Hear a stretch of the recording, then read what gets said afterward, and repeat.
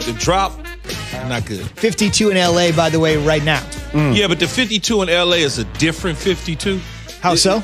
Because it's warmer for whatever reason. It's just when it gets 45 in L.A., we shutting down, locking down everything. We staying home. It's just, we're good. In New York, when it's like 45, 50, like I'm wearing a T-shirt. Ice skating I'm wearing a T-shirt. I'm wearing a T-shirt. I'm wearing some at the crib, shorts, man. Yeah. You know, when it rains in L.A., it's locked down. We just, school's closing. We just, right? Even a sprinkle, like the breaking news. Yeah, it's like, all right, what are you doing today? I think I'm going to stay home. I'll probably go into work at around noon. I'll be back by 3. It's dangerous out there. It's wet.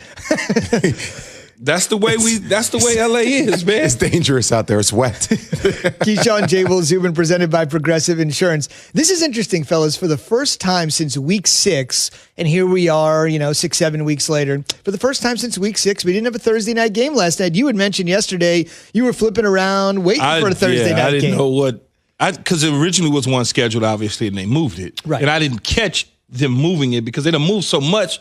They're moving it back and forth. They move it to this day. And you're like, okay, then they move it again. So when I was looking yesterday, I was like, okay, what do I do? Go home, get something to eat, wait for the game to come on. I couldn't find anything. I couldn't even find college football.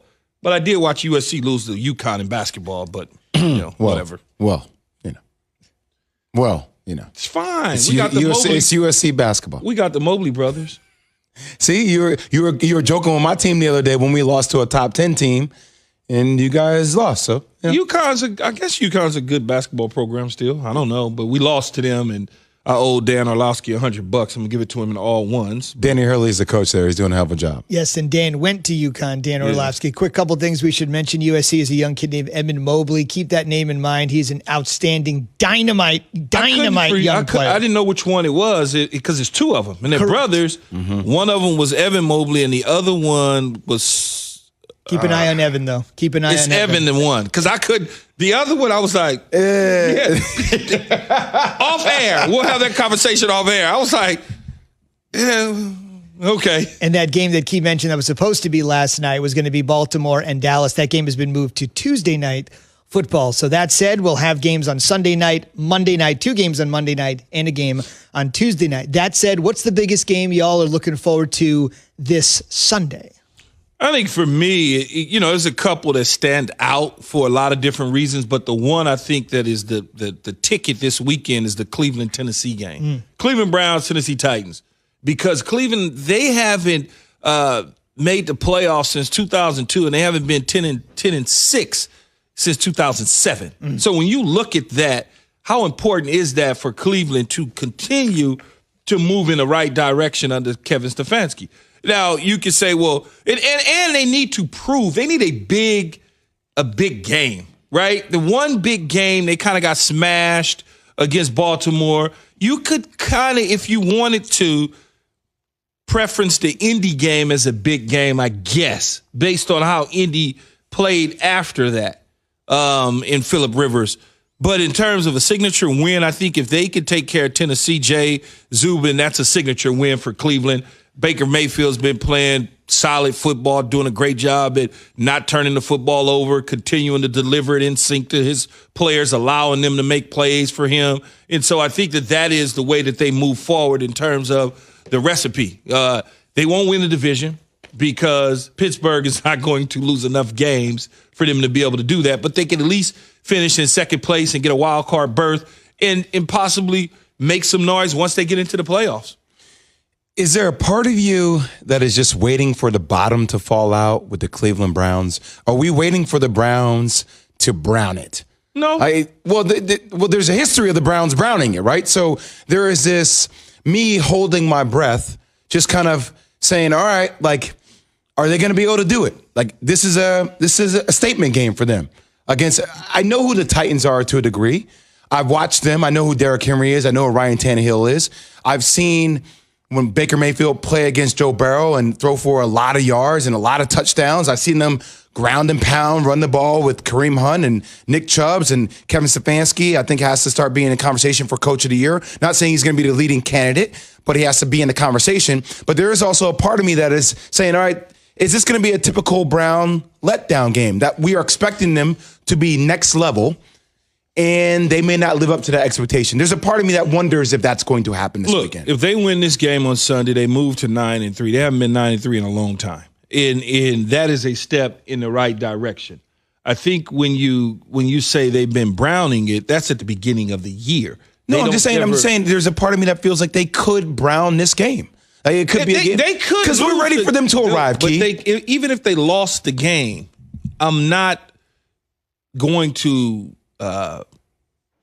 kick them to the curb. Oh, here we go again. Even if they lost, because it all depends on how they lose. Do they get run over like Baltimore did them, or do they lose because it's a 48-yard field goal with a minute to go in the game? Like, do they lose like that? Well, that's what I'm saying, Key, but they haven't had a signature win, and there's a part of me that it feels like the ceiling for the Browns is higher than the ceiling for the Titans. Just because I think Baker Mayfield can be the X factor. What Baker Mayfield are you going to get? Like if they start, especially if they get behind in this ball game, right, due to the style, like Baker's going to have to make throws. Now, look, the Titans have the 5th worst pass defense there is in the league. Like there are going to be opportunities for him to do that. I just feel like this team can excel. They can go to a different level depending on if Baker can take his game to the different level. Well, it's not all on Baker. It's not about Baker Mayfield in this football game. It's about the entire organization and the team willing to take the next step to go to 9-3. If they fall behind for some apparent reason, and he has to now go away from the way that he's been playing, and they have to go away from the way he's been playing over the last several weeks, then we'll see what Baker Mayfield is. Do you start to get into him throwing the ball 35-plus times because they're down by 10 points? Just depends on how the flow of the game goes. I honestly, if they lost this game and they still played okay, that still encourages me because the program is moving forward. If they get run out of the building, then I would say, okay, they got a long ways to go. But if there's a narrow victory by Tennessee, then I look at it a little bit different for them. I'm not going to throw them out the window, Zubin, if they lose. I'm just saying I really want to see the Browns have a statement win, have a big boy win. Time to, like, we have arrived. We are here. Everybody else can say whatever the hell they want. That's what has to happen, though, today. Sheesh. That's Sunday. What has to happen Sunday. They need a big boy win. But if for some reason, Jay, they don't win the game and lose it by a long field goal or two, not get run out of the building, it still has some encouragement there because they've been so bad for so long. It still shows you, okay, they're headed in the right direction. They just haven't crossed the bridge yet. That's all I'm saying. It's one of 2 interesting games that are on the docket this weekend, and that's kind of our poll question today. Who needs a win more to prove themselves? The Browns at the Titans, 1:00 Eastern on Sunday. The guys just talked about it. Or the Cardinals, when they take on the Rams. Litmus test games for both Cleveland and Arizona. Which one needs a win to prove themselves to you more? Be a part of the Keyshawn, Jabel, and Zubin Nation on the Dr. Pepper Twitter feed.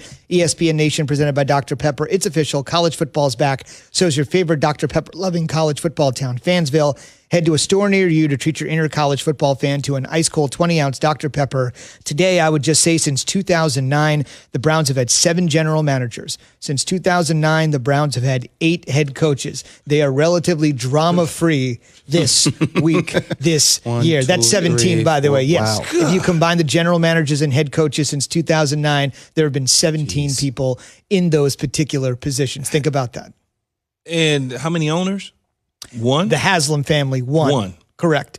And they have maybe not acquitted themselves the way Browns fans would have hoped. On the way, they have 0 wins in their last 5 games, but this coach has 0 qualms about ripping into his team to try and save their season. That's on the way after Jay has this. If you need to hire, you need Indeed. When you upgrade your job post, Indeed immediately delivers candidates from our resume database